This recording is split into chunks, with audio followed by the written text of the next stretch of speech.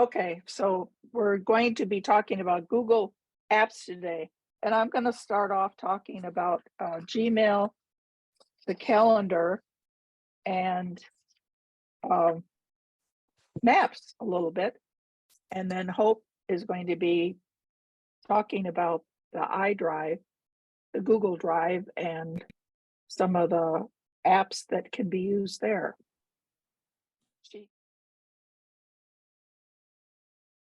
I'm going to start with Gmail. I have been using Gmail probably since '97 when it was still beta. I do have an Apple address, but I tend to use the Gmail more. And I'm going to show this on the Mac, the desktop version. Just now, this happens to be my Gmail account that you are seeing, and right now mine is pretty streamlined. I've had it set up different ways, and I've decided I function best with all the mail that comes in goes in one place. Now this, I've got 25 that I haven't read. And this is mail that came in this morning or in the middle of the night. I was very proud of myself. It was all cleaned out last night. But some of this I will be able to just go through and check and delete it without reading it. I tend to do that a lot. But I think the features that I wanted to point out to you with That is not on. Gmail, I guess, how many of you have set up separate labels on your Gmail or filtering systems? You can say it out loud if I don't see your hand, and Hope is going to monitor chat. I have found that, I listen to a lot of kind of productivity things, and I've discovered if I keep it simple, it works better for me, and I can process things much better. One of the things that I have found with Gmail is the spam protection is very, very good. I rarely get spam in my inbox. Even with Apple Mail, with me.com, I would get a lot of, still would get spam. So that's one of the reasons I continue to use Gmail. Also, the search feature. Yeah. And if you click on the more, it should show you how much spam has come in. Yeah, let me. Because So I've got 214 spam in here right now. I will occasionally go through here maybe once a month. And for instance, this Thomas Holden, I happen to know him from my days living in Georgia. And this is why it went into spam. Favor to ask. This is a spam message that I have seen a lot. In fact, it came from Phil Lansing just last week. Sorry, Father, do you order from Amazon? Well, that's a spam. Here's one that came in under spam, and it is legitimate under the WordPress. But I will check that every now and then. But typically, I stick to the inbox. Yeah. And I used to have labels for everything. And the settings, you can customize under settings just about anything you would like. And how many have dug deep into your settings to Marie. see what? Pardon? Just Marie. Just Marie. Okay. The things that, for instance, they've been talking about in Apple Mail, they have an undo feature. Well, Gmail has had an undo send for a long time, and you'll notice mine is set to 30 seconds, which is the maximum. And with that, I have used that on occasion, and it is handy.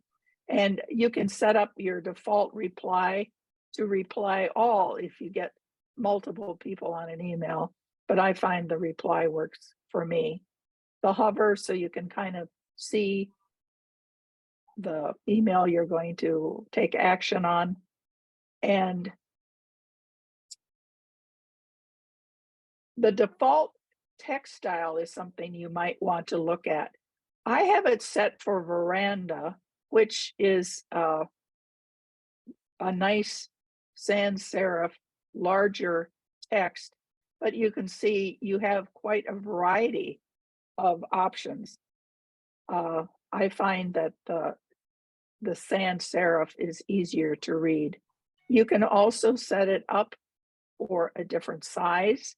I notice some people use large as their standard, which makes sense for the aging eye. And you can also set it up with a default color. And I tend to stick with black. But I notice there are some people that have blue or purple as their standard text. And images, since we have good Wi-Fi here and I have a fast computer, I always have display external images. And grammar suggestions, spelling I have turned on. And the auto advance feature, it just goes to the next email. Autocorrect is on. And this smart compose is kind of fun to have turned on. And you've probably seen that if you're going to type "thank you very much," it will spell out that once you got "thank you," it will complete the sentence. And it's kind of fun to see what they're going to suggest. So that's just under general. Under labels, and here you can kind of see some of the options that are starred, snoozed, important, chats. Those are built into the system. Also, the sent folder, scheduled, drafts, spam, trash, those are built in. And when Gmail kind of updated a couple of years ago, you could have your mail sorted by categories. So you'd have your social updates, promotions would come in a separate email folder. Now, I used those for a while, but they got to be more of a nuisance for me, so I'm not using them anymore. But you can see down below here, I have made other labels, but pretty much I'm not using them. I had them set up. I had things sorted by, CHUG and macro and NACRA, and it was too much visual clutter for my eyes. So now I am just using. I'm really not using labels to speak of. Your inbox, I have mine set so the unread are on the top and everything else comes below. But you can set it however you want with your options. And I have as many items as is possible. I'll show 50. But again, you can customize that. The reading pane, you get a snippet of information about the email. And I don't use markers anymore. And this one, use my past actions to predict which messages are important. I do use that. And I'm not using filters very much. Now, one of the strengths of Gmail is you can have other email accounts come into your Gmail. And that's what I do. So sometimes I use my MacKay at me.com, but that is set to come into Gmail. I also have a address for my domain that comes in here. And I sometimes get emails just as Ann MacKay, and that comes in here. And also the Apple CHUG emails come in. So everything is in one box. I don't have to go to different accounts. That makes it very handy for me. And then you can also set it up to have, if somebody else has access to your account. For instance, I have access to my husband's account. So if I read a message there, I will leave it unread, so he knows that he hasn't seen it.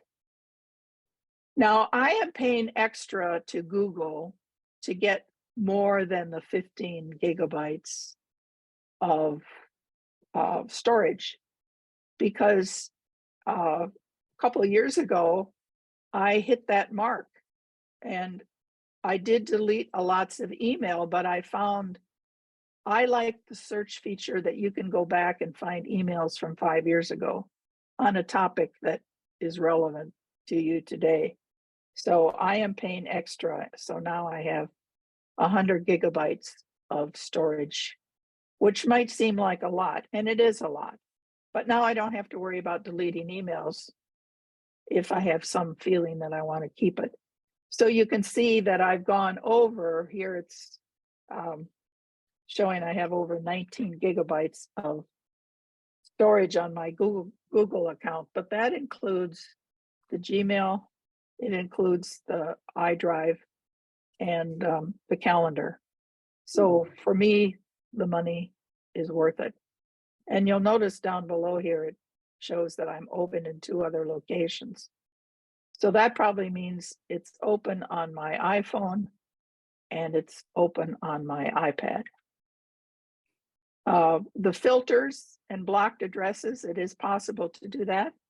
And yes, Hope. Just on the accounts, I only use, I do not pay for extra. And in fact, I keep my Gmail account separately, and you can have up to the 15 gig in each account for free. So just as how you want to manage it. It's nice to have them all together, but I don't do it that way. So it's always good to have options available. That's right. Yeah. Now, under filters, this is where if you have somebody you don't want to hear from anymore, you can set up a filter so that email would go directly into trash or directly into archive. And the 2 filters that are here right now, I had signed up for Trimbox. I heard about it at a webinar last week, which sets your Gmail account, so anything that you could unsubscribe from, it would show up with a little blue X. I tried it, I deleted some subscriptions, and then I deleted the extension for Trimbox. I decided I didn't want to pay for it, but those are left over from that. Forwarding, people probably have yours set up that you're using the IMAP, which is a mail protocol where it's coming from the server. It will be deleted from the server after you read it, but you can set up if you're going to leave it on the server or if it comes off automatically, I mean, right away. Add-ons. Now, you'll notice I have several things installed, and this is another reason I'm using Gmail and the calendar is Dropbox is an add-on, Evernote is an add-on. I'm using something called Reports for Gmail and also Zoom for Gmail, and I'll show you that in a minute. I don't use the chat and meet feature. Is anybody using the Google chat routinely? No hands. Okay. And I've enabled a lot of the things that are available. Keyboard shortcuts is very handy. And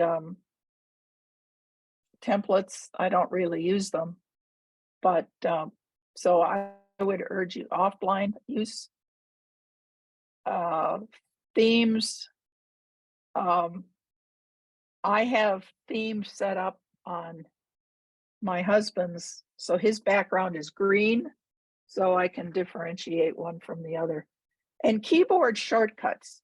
I would urge you, if you use Gmail and calendar, to learn some of these, because it does speed up your work as you go through things.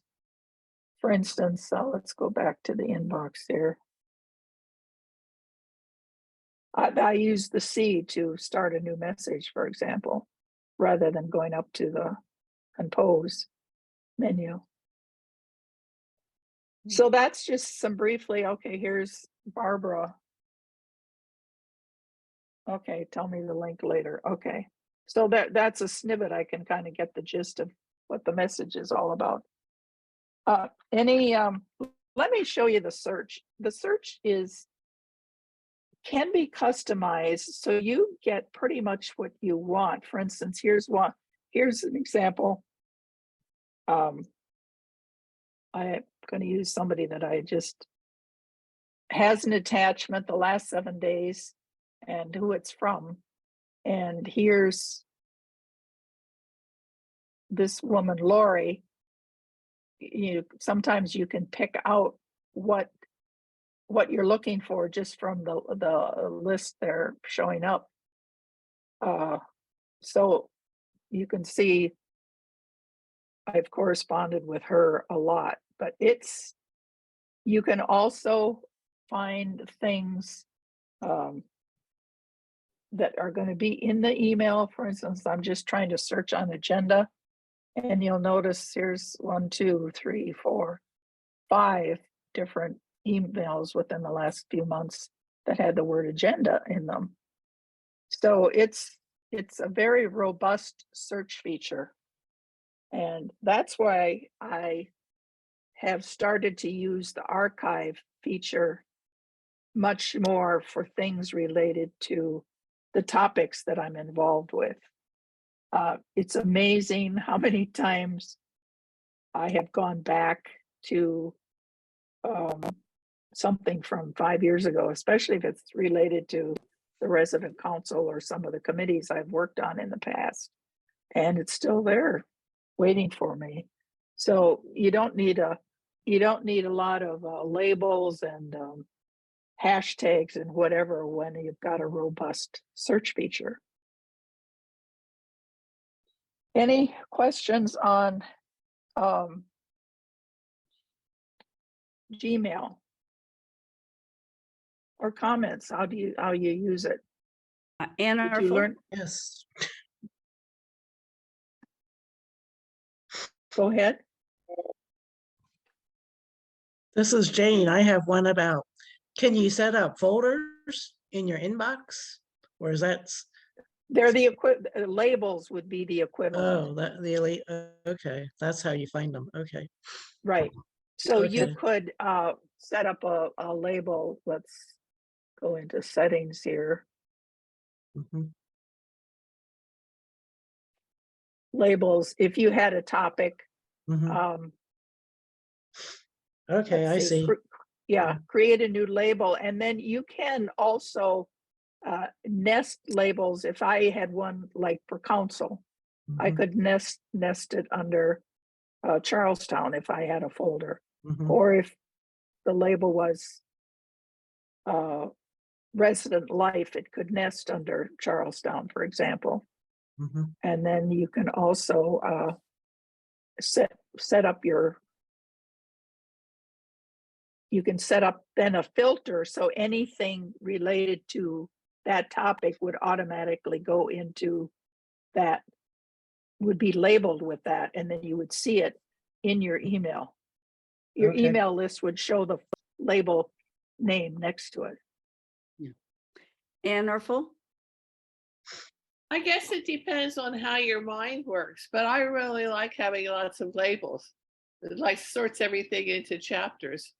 And I don't find searching email It's useful because lots of times the titles aren't distinctive enough for me to figure out what's there. But it's nice that they have both ways, so you can do whatever suits you. Exactly right. And it takes a while sometimes. I mean, I've used Gmail for years, and I've, been trying to follow all these experts' advice about labels and filters. And then I realized my mind doesn't work exactly like that. I used to run with a lot of labels, almost too many. Well, I Okay. find that you have to be disciplined, and when the label is on something that you no longer follow, to take them out, or you drive yourself nuts. Right. You go with like Marie? Yes, I use labels and I do it a slightly different way. And while you're on the screen, could you just click on Barbara's email, Barbara Grundle's email? Sure. And then up at the top, do you see the little arrow where it's click on that little arrow? Right up here. Yeah, up top, no, to the right, there, where it says, no, back up one, back up and go left one, right there. It says move to. So if you click on move to, goes to the bottom, it says create new or manage labels. So when I have an email, I can just go right on that screen up to that little arrow and create a label or move it to a label that's already existing. And I find that easier and quicker than going into settings. Okay, very good tip. Yeah, I use that too. Would Actually, you do I it? Gmail so often I don't think about what I'm doing. I just do it, if you know what I mean. Right. So Anne, would you demonstrate that again so people who don't know what's going on would be able to do it?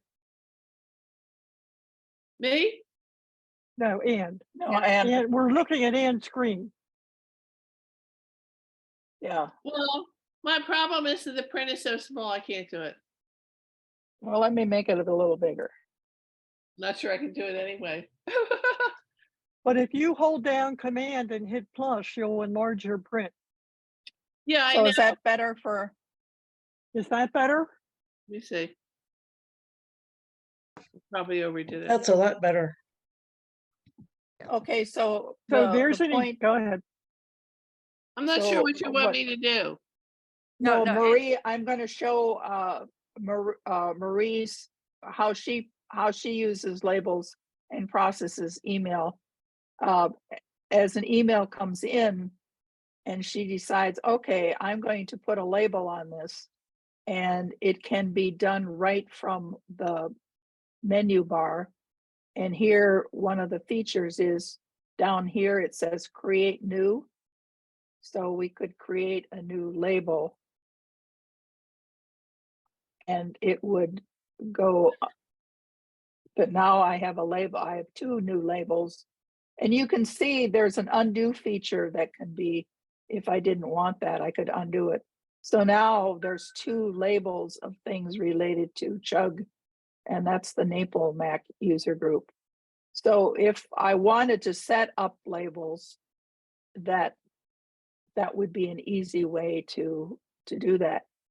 You'd open up the email and you can either label it right here, or you can use the move to feature, which is the second one.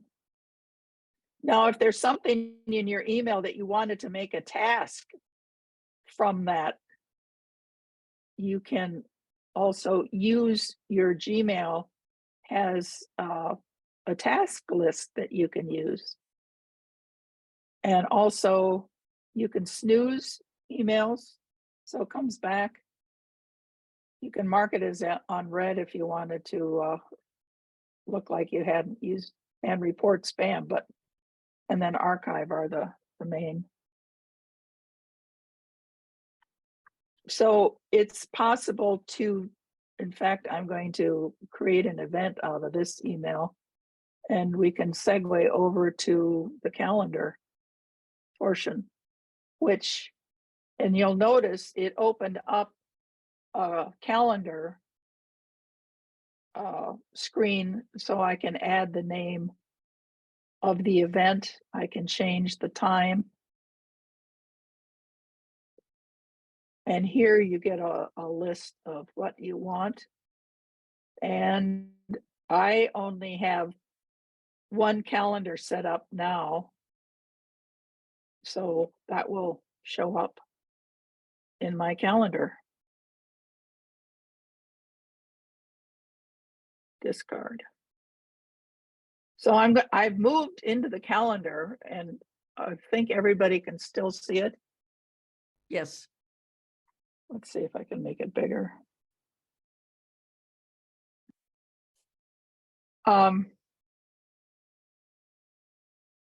This is the Google Calendar. I used to use the Apple Calendar, but I found that the Google Calendar connects with Evernote, which is my note-making app that I use. And I found that I'm again streamlining things.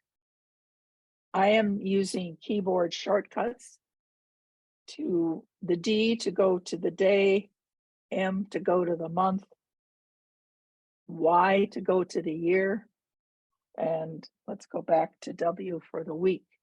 And you'll notice the dates of items have kind of gotten lighter because those events are past. But I want to show you, you can edit an event, trash it, or email details to somebody. And the other options, you can copy it to different calendars. Now, up until 2 months ago, I was using all of these calendars and they were all color coded. So my calendar was very, very colorful, but only one calendar would connect with Evernote. And I decided it was more important to have the connection than to have all the colors. So you can see how many calendars I had. So you can set these up with different colors. So I had community, education, entertainment, health, macro, travel, and but now, and you can also print out your calendar, but now I'm just using home. So the purple ones are coming in from, your Smart Connect will automatically go into your Google Calendar, which is very handy for me because sometimes if I make a reservation all at once, 3 or 4 at a time, I lose track of the emails, but they're going to be in the calendar. Again, settings allow you to customize it however you want with a secondary time zone. If you're involved in meetings in other time zones and you get the Zoom link, this is very helpful. The keyboard shortcuts are also very handy to use. And if you just use the question mark, you tap the question mark, you'll get the keyboard shortcuts until you get them memorized, which is kind of handy. You can also share a calendar. Here you can add a calendar and subscribe to calendars. Now, this is where you would add a new calendar if you wanted to have multiple calendars.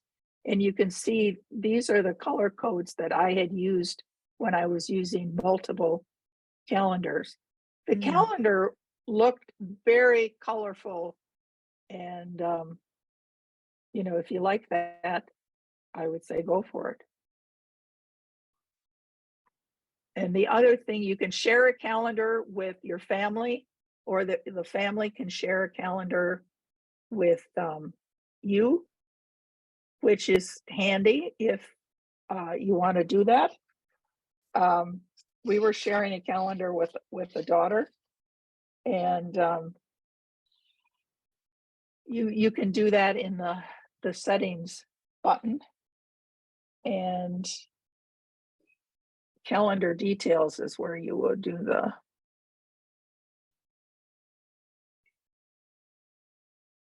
notice you can set up settings from other calendars. So, I pulled in holidays. Here we were sharing a calendar with other people. The other thing you can also, let's see where the settings for other calendars is. Add a calendar. This is an interesting feature. If you are, for instance, you can pull in religious holidays. If you are a football or a baseball fan, you can add the calendar for like your Major League Baseball. You can pick the team that you want, and all their games are going to show up in your calendar. Wow. So you can do that for baseball or football. So you never have to enter a calendar date for them to pay attention to.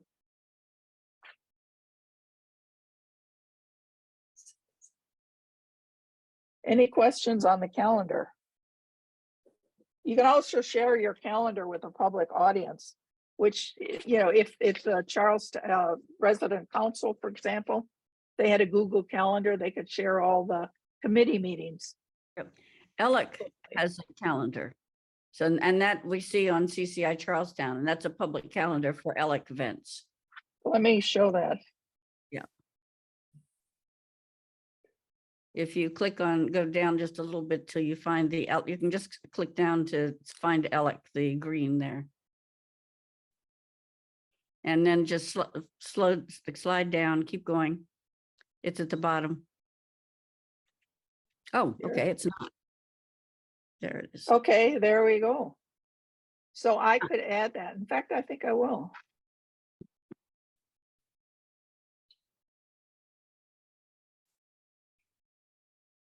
Yeah. Okay, so that's it's yellow. It's a little hard to yellow is a little hard to read for me, but okay, that's good. So now that's coming into my calendar. Okay. Thanks for that's a good lead. Okay, I think I was going to just mention maps.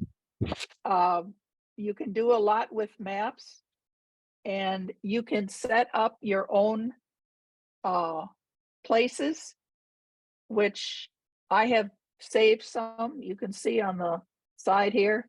And one of the things I did for fun, I have a list of all the places I've lived since I was born. And you can also do a lot more with Google Maps than you could before. You can add, like Apple Maps, you can add more locations. So I would recommend playing around with that. I think I've spent enough time on my topics, and I do want, Hope has a lot of good stuff to share, so I'm going to stop there. And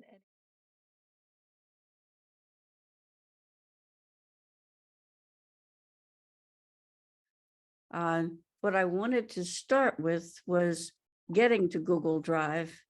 If I click up here at the top, you see my picture of me as a roseate spoonbill. That is what I have for my Gmail account. But notice I have several other accounts, and I can just switch between accounts and find the Google Drive that I have for each of them. And since I manage the Residence Council website, I have one for the Residence Council, which goes by, let's see if it's going into recents rather than the view that I like, but this would actually show the things that are the various folders for the various years for the Residence Council. So anyway, but let me move back out of that, and I'm going to go into another one that I have where I have very little. This is one I thought I could use best to, well, maybe I'll go into the one that use the most. That is my default account. And so things that are suggested, see the names down through the middle, those are the various folders that I have in Google Drive. I have a Hope folder. I share some things with my daughter. I think I still have, this is a shortcut to the macro folder. And I have one that I share with my husband. To create a new folder, you click on the plus for new.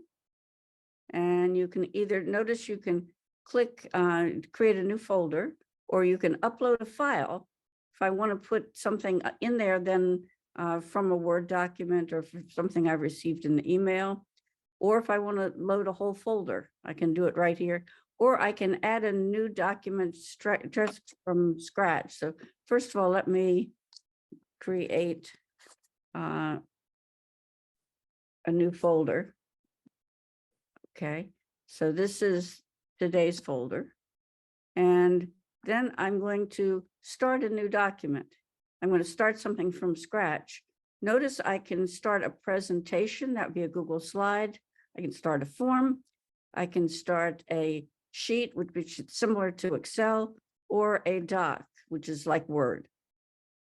And all of them pretty much work the same in that they will have a bunch of icons at the top that help you, that you can, and I'm going to make a little bigger, so you can see, you can change the style of whatever you're typing.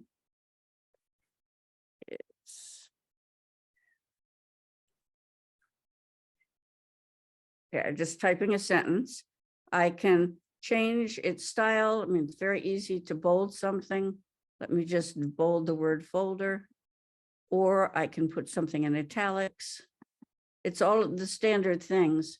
On the other hand, I can change whether this is going to be right or left aligned. These are, you can see these icons for this. Now, let me see if I can go over here. I can rename the file. I should probably put a title in it. And I'm going to call this temp one. So now I can go here and I can rename this, and this just lets me rename it. And the other hand, I can share the document with others. Okay, so let me, okay, I'll share that with Ann. And I can just allow her to see it, to comment it, or to in fact collaborate on it or edit it. And or I can right here, instead of sending it to Ann, or even with sending it to Ann, I could also copy a link. Now that link, I'm going to send this to Ann, and then she can delete it. But I have copied a link, and I could just go into my email. And now this is, have to move this down a little. And so now I can put that link in here, and I can send that document to somebody else. And chances are they're going to have to, I don't want to send it from that email though. Okay. If I click on this in here, the document's going to display. I will send it to me. And okay, yes, it's warning me. So let's put a subject. And so then if I go look here, it should come in. Anyway, it will come in, and you can then just click on that the document. So you can send whatever it is you're working to to other people just through the inbox as well. Let me go back. Is this still showing? Aha. So Ann has gone in and added an image to it. Great. Oh, Very good. So that's an advantage. This is collaborating on a document. And then, so you see how, are there any, this is the very basics. Now, say I just have a document that I received and I've put it in my drive, I can, I don't want to download this. I want to file new. I'm in Google Documents right now because I'm in Google Documents. And what I was thinking is if I'm in Google Documents, I can share a file or I can download it. But I can start a new file, a new document. But since I'm in Documents, I'm limited to Documents. Instead, I'm going to go back to Google Drive, and I find it's easiest to do that by just starting to type Google DR for Drive. That'll get me back. If I go to New, and I want to upload a file. So I want to work on a file that I received recently. Well, here's one. This is a kind of a handout for this meeting.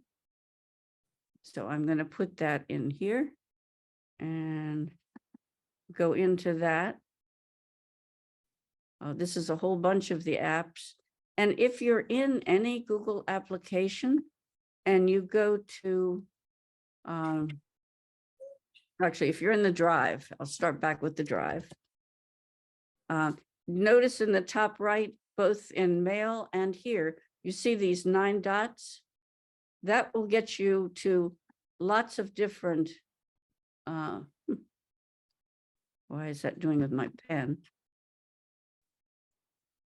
I'm not don't want to create a document, so interesting. Instead, Looks like you're annotating, yeah. annotating it, and that's not what I really wanted to do. So let's go back.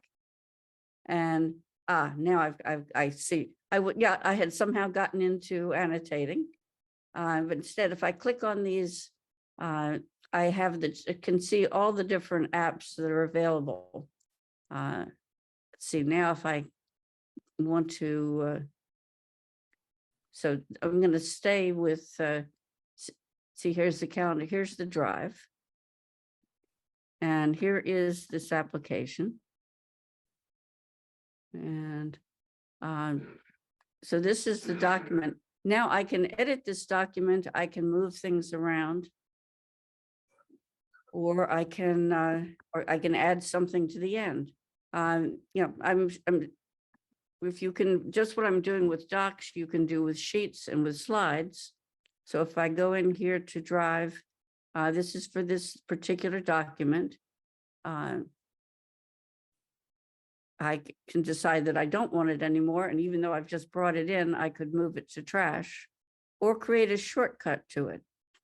The other thing that I find is kind of interesting is that you can look at the history of a document. And this one doesn't have any because I just added it.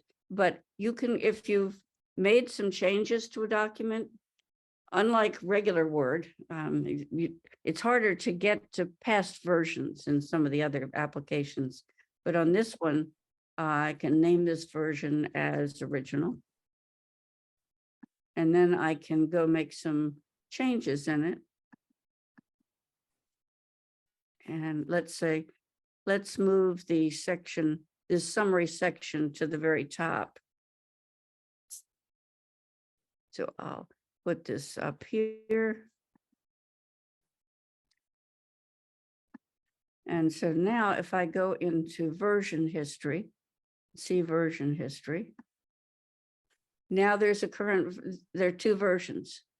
And if I really prefer to go back to the original and not use the one with that change, I just have to click on it and I'm there. So this is, and I would then restore this version. And it would have the other one as one that you can choose if you care to at any other time. Let me go back to Drive and just go to Google Sheets for a minute. And this will Why look don't you close the window on the right side there where the annotating is? Yeah, There used to be a window. I guess it's not there now. I'm not seeing a window, so let me see if It's not there now. It's gone. No, it isn't. I have it. I'm going to just do this. This is the simpler way to do that. Oh, wow. Okay, so now you're seeing a Google, a spreadsheet. And first thing I would do is name it. And here, this works like any spreadsheet, Excel, and consider this is a free application. Or if you need to pay for extra storage at some point, you would be paying that amount, but not for the application itself. And it does pretty much all the same things that Excel does. You know, I can do, you know, adding numbers and do a sum for that. And so it does any of the regular functions, any of these things are the various functions that you can do. I can insert a link. I can create a border around it. Again, just like anything else, I can bold something or underline it or change color. And you can open Excel spreadsheets in Yes. the So Google apps. now, so let me try and open, and I'm going to go down to my, these is getting to other, other things. I had a fairly extensive one of royalties earned for a book that my daughter was selling. And so I go to a particular month. This wasn't originally in Excel, and we moved them into here. So let me, if I go back to Drive, and then I'm going to do a new and file upload, I can pick a spreadsheet from the things, if I can find one fairly quickly. Let's try anything on the, no, I can, I'm not seeing any spreadsheets here. There probably are some, but I didn't really plan this well to do that. Okay, here's one. Okay, here are, let's see what this one is. This says this is an XLSX. So let me open this one. Okay, this is a list of clubs that were supporting diversity, and I was able to just move it directly in, and now I can use it here and do anything with it that I would with the Excel spreadsheet. Okay, and once I've done that, again, you've got the history, you can do all of the various things. Now, say I want to have this in a different folder. I can move it from this folder into this January. Otherwise, it will put everything in your root directory, so you can easily move things around. Let's see if I go back here. I want to pull this down a little bit, so you know, the good old Zoom screen gets in the way. I'm going to go back to Drive again. But the advantage of using the Google Drive apps is you don't have to spend money on the Microsoft subscription if you don't want to, because you can open Word and Excel and PowerPoint in these apps. Right. Those are major advantages as far as that I consider. So Walt and I do the genealogy club, and so we keep these would be the slides for each of the presentations, and so this is a regular presentation. And I don't know, can you see this screen that shows slideshow at the top? Yes. Okay, so and if I wanted to show this in slideshow view, it works just the same as presentation does in regular PowerPoint, except that the word slideshow is over in the top right. And so this is going to be the slideshow version of, you know, that I could just click on the various things. Okay, so that's an example of slides, and you can build a slide the same way you do any place else. You can add a new slide.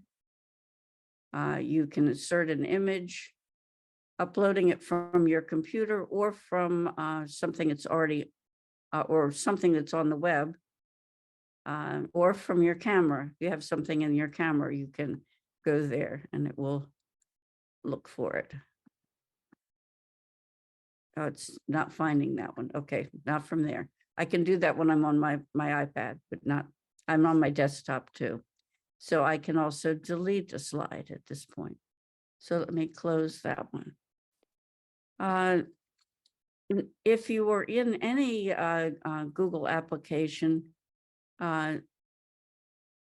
you can share it. So see if I'm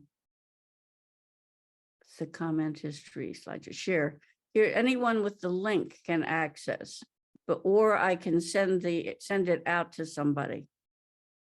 But here's anyone, I can copy the link to just be a viewer. So this would be what I would do if I want to send this particular presentation to a group. I could just copy that link and put it in an email, same as with the Word document.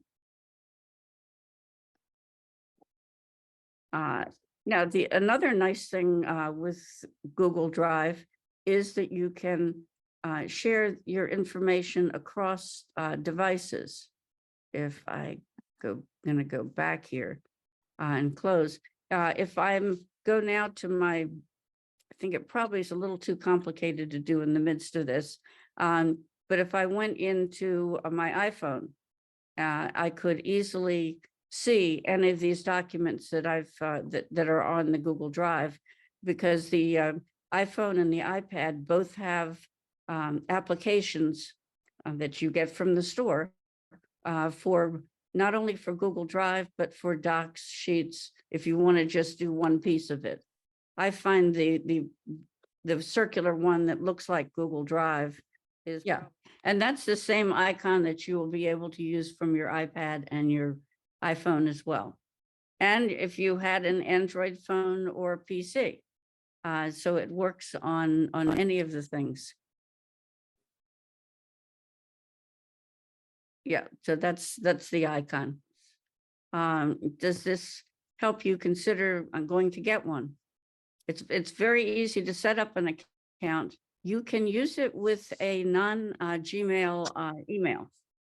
You can use your other email, your Yahoo or your Hotmail email as to log in. And then from there, you just pick a password and security and you're in.